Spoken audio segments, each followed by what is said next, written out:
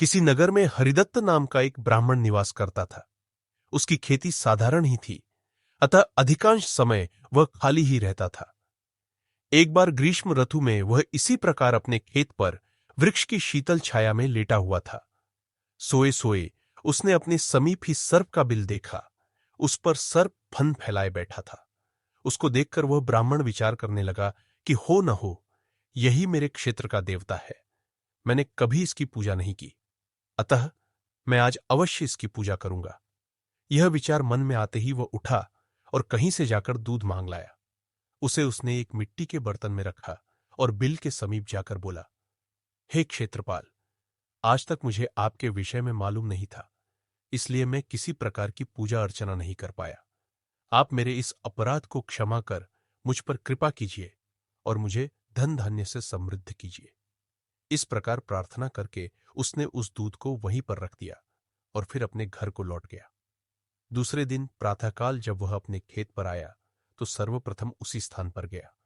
वहां उसने देखा कि जिस बर्तन में उसने दूध रखा था उसमें एक स्वर्ण मुद्रा रखी हुई है। उसने उस मुद्रा को उठाकर रख लिया। उस दिन भी उसने उसी प्रकार सर्प की पूजा की और उसके लिए दूध रखकर चला गया। अगले दिन प्रातःकाल उसको फिर एक स्वर्ण मुद्रा मिली।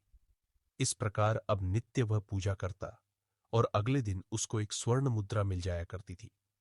कुछ दिनों बाद उसको किसी कार्य से अन्य ग्राम में जाना पड़ा। उसने अपने पुत्र को उस स्थान पर दूध रखने का निर्देश दिया।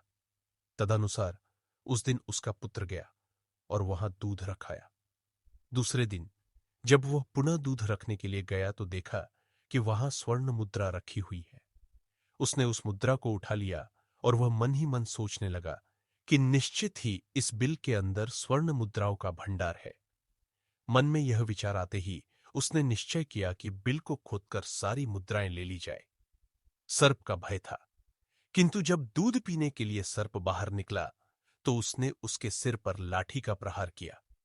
इससे सर्प तो मरा नहीं और इस प्रकार से क्रुद्ध होकर उसने ब्राह्मण पुत्र को अपने विषभरे दांतों से काटा कि उसकी तत्काल मृत्यु हो गई। उसके संबंधियों ने उस लड़के को वहीं उसी खेत पर जला दिया। कहा भी जाता है, लालच का फल कभी मीठा नहीं होता है। सीख, लालच बुरी बला है